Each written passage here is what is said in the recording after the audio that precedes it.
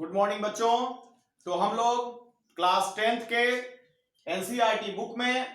Exercise 5.3 जो समांतर श्रेणी चैप्टर के अंतर्गत है, अर्थमेटिक प्रोग्रेशन के अंतर्गत है, उसका क्वेश्चन नंबर 3 पढ़ रहे थे और आज इसमें हमको क्वेश्चन नंबर 4 से आगे पढ़ना है। क्वेश्चन नंबर 4 में है, यहां पर A3 दिया गया है, S10 दिया गया है और आपको D और A10 का मान ज्ञात करना है। तो बच्चों जो चीज आपको दिया रहेगा उसका फॉर्मूला लिखेंगे और फिर उसका वैल्यू पुट करेंगे, यह ध्यान में रखना है। यदि आपको A3 दिया है तो A3 का मतलब होगा A + 2D और इसका वैल्यू क्या है 15। इसका एक समीकरण बनेगा और इसको हम समीकरण 1 के रूप में मानेंगे। अब यहां पर क्या है, S10 दिया है तो यानी Sn का जो फॉर्मूला होता है वह Sn का फॉर्मूला हम लिखेंगे। तो Sn का फॉर्मूला बराबर हुआ n/2 2a + n-1 × d। अब आप यह भी पूछ सकते हैं कि यहां पर यही फॉर्मूला हम क्यों रखें, यहां पर तो जो दूसरा Sn का फॉर्मूला है वह भी रख सकते हैं। तो आप ध्यान देंगे कि यहां पर a और d है और इसमें से a और d में से किसी का मान आपको पता नहीं है, तो आप a और d वाला ही दूसरा समीकरण बनाएंगे तभी तो इसको विलोपन विधि से a और d का मान ज्ञात कर पाएंगे। इसलिए हम लोग इस फॉर्मूला का प्रयोग यहां कर रहे हैं। अब यहां पर Sn में यह जो फॉर्मूला है इसमें n के जगह पर यहां क्या दिया है, 10 दिया है। तो जहां जहां n है वहां पर हम 10 रखेंगे और S10 का वैल्यू 125 दिया गया है वो लिखेंगे। तो यहां n बराबर 10 रखा गया, यहां पर भी आपका 10/2 हो गया, 2a उसी प्रकार रहा और यहां n का वैल्यू 10 रखेंगे तो 10 - 1 यानी 9d होगा और इतना बराबर S10 का वैल्यू आपको सवाल में क्या दिया है, 125 दिया है। अब यहां पर इसका काम खत्म हुआ, यह 2 में 10 से भाग देंगे 2 से तो यह कितनी बार कटेगा, 5 बार कटेगा। तो यहां 2a + 9d बराबर यह जो 5 आया यह 125 के बटा में जाएगा और यह कट के आपको 25 आएगा। तो आप क्या देख रहे हैं कि जो दिया हुआ था उससे हमारा एक समीकरण बन गया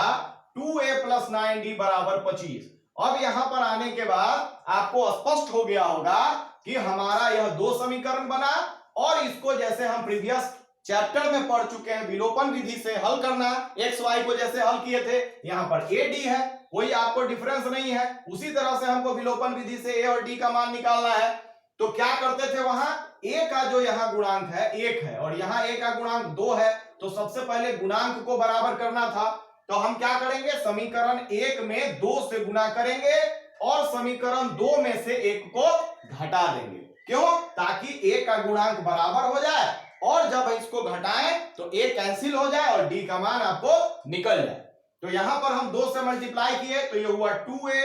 और यहां पर जो है 2 से मल्टीप्लाई कर रहे हैं, यहां पर समीकरण 2 में से घटाना है। तो समीकरण 2 में से घटाने का मतलब पहले हमको समीकरण 2 लिखना है। तो समीकरण 2 पहले लिखे, 2a + 9d बराबर 25। अब इसमें 2 से गुणा करना है और उसको नीचे लिख रहे हैं। तो 2a और यहां प्लस 2 × 2d यानी 4d और इसमें 2 से गुणा किया गया तो 30 और फिर घटाए तो यह 2a में से 2a घटाएंगे तो कट जाएगा, यहां 9d में से 4d घटेगा तो 5d, अब 25 में से 30 घटेगा तो -5। तो d बराबर क्या आया, -5/5 यानी -1 और ये आपको d का मान जो निकालना था वो आपका एक पार्ट क्वेश्चन का बन गया और फिर d निकल जाएगा। तो समीकरण 1 में d का वैल्यू पुट करेंगे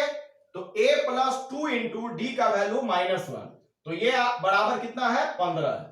तो यहां 2 × -1 यानी -2 आएगा। अब -2 को जब हम RHS में ले जाएंगे तो a बराबर 15 अब +2 यानी मिलके हो गया आपका a बराबर 17। निकालना क्या है हमको, A10 निकालना है। A10 बराबर होगा a + 9d,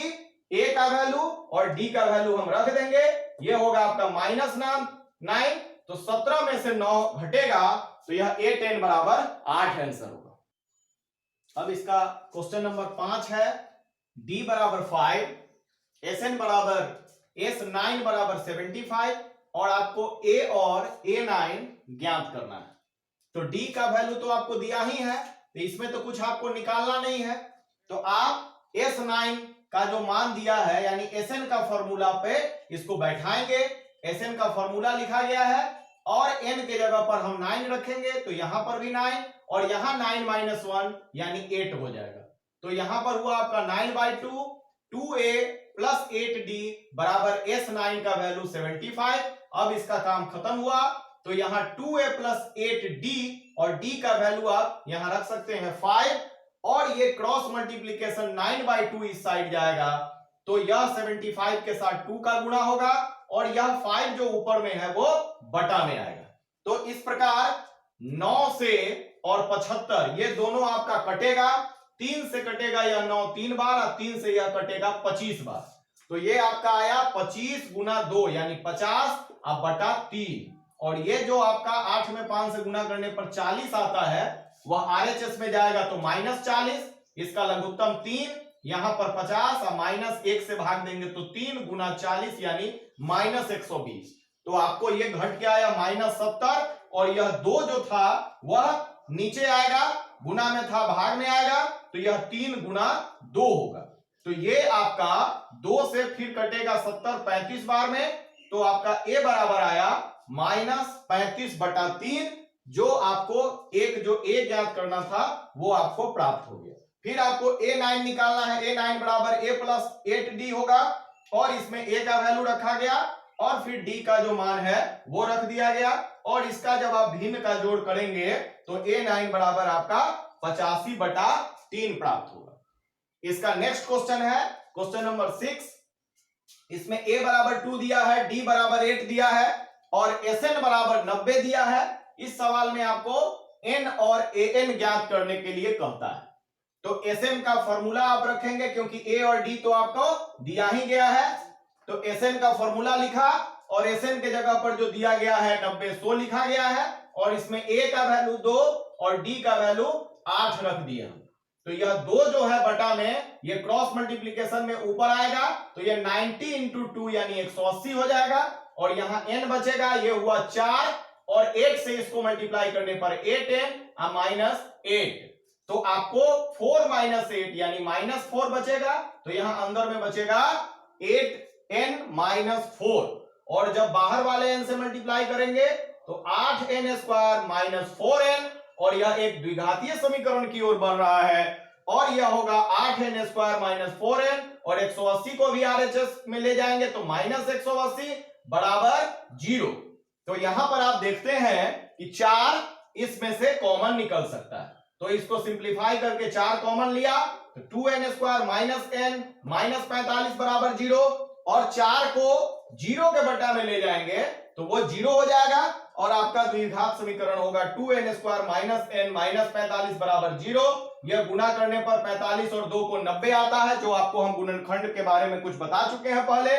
और उस 90 का फैक्टराइज करने पर 10 गुना 9 होता है यानी यह जो मध्य पद है -n इसको -10n और +9n के रूप में लिख सकते हैं। यहां पर आप 2n कॉमन लेंगे तो n-5, यहां पर 9 कॉमन लेंगे तो n-5 n-5 दोनों में कॉमन है, यह कॉमन हुआ तो जो बचा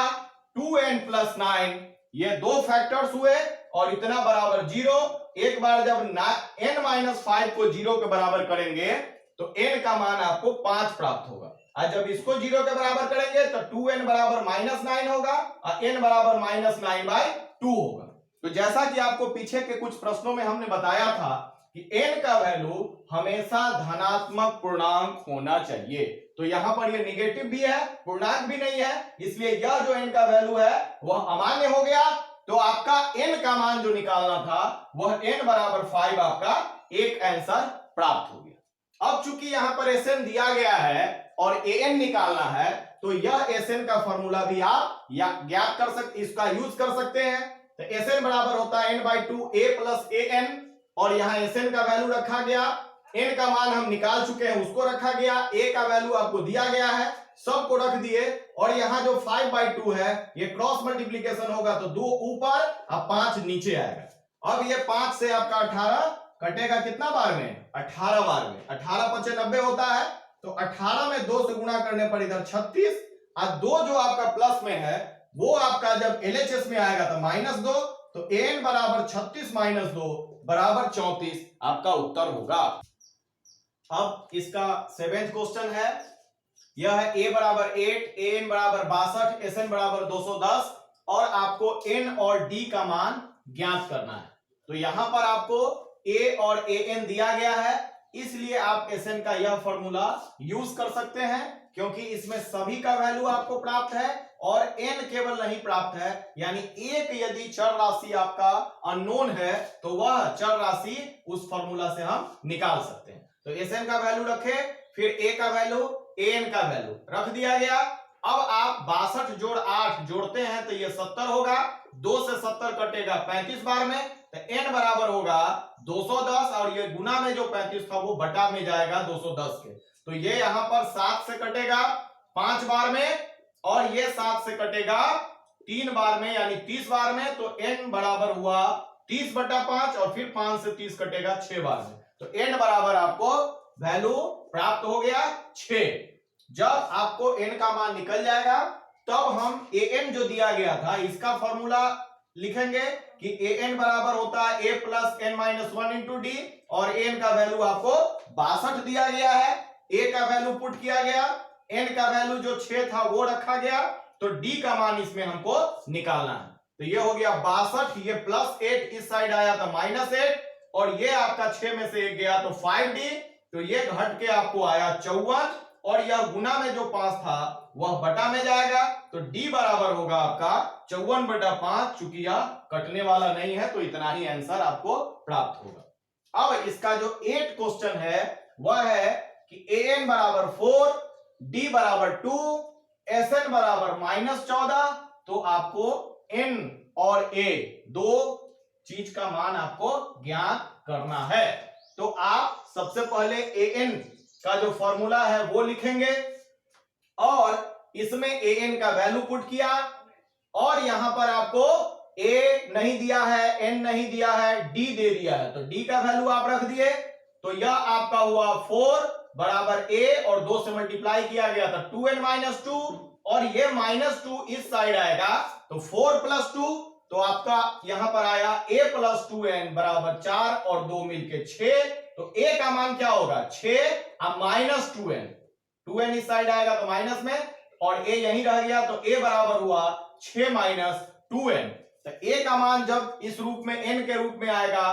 तो फिर आप sn का formula n/2 a plus an रखेंगे, क्यों, क्योंकि an आपको दिया गया है तो आप sn का मान रख दिया गया, n का वैल्यू नहीं पता है तो n/2, a नहीं पता है तो a लिखा गया और an का वैल्यू 4 यहां पर हमने रख दिया। अब ये 2 से क्रॉस मल्टीप्लीकेशन -14 का होगा, तो ये हो गया आपका -28 और यहां पर बचा n, a का मान हम समीकरण 1 से यहां लिखेंगे कि 1 से a का वैल्यू 6 माइनस 2n यहां पर रख दिया, अब प्लस 4, तो 6 प्लस 4 मिलके हो गया 10 अब माइनस 2n। अब इसको मल्टीप्लाई करेंगे n से तो 10n अब माइनस 2n स्क्वायर। अब यहां पर द्विघातीय समीकरण के रूप में यह बन रहा है, तो n स्क्वायर जो है इसको पॉजिटिव करने के लिए आप LHS में लाएंगे, इस साइड लाएंगे तो यह पॉजिटिव हो गया, ये इधर आया तो माइनस में और ये पहले से था आपका -28,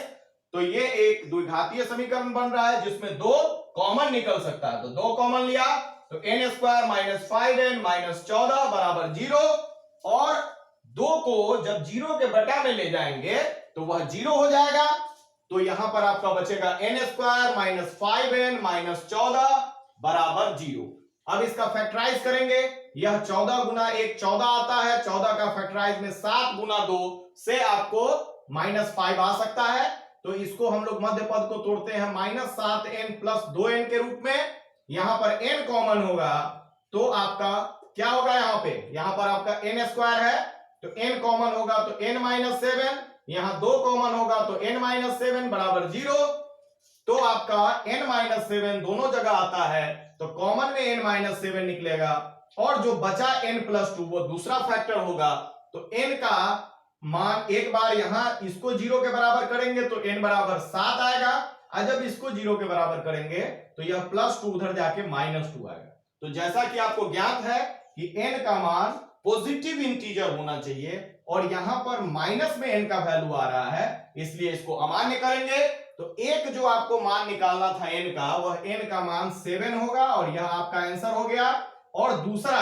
जो आपको a का मान ज्ञात करना था वह समीकरण 1 से ज्ञात करेंगे। तो समीकरण 1 से a बराबर क्या था 6 माइनस 2n, n का वैल्यू 7 रखेंगे तो 6 माइनस 14, a बराबर होगा -8।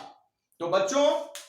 इसी के साथ आज हम लोग अपने पढ़ाई को विराम दे रहे हैं और आप लोग इसी तरह से इस चैनल के साथ जुड़े रहें, इसे सब्सक्राइब करें, लाइक करें, शेयर करें और हमेशा इसका प्रैक्टिस करें मैथ का, और प्रतिदिन कॉपी कलम में इसका फेयर करते रहें ताकि आप इसको बेहतर सीख सकें। धन्यवाद।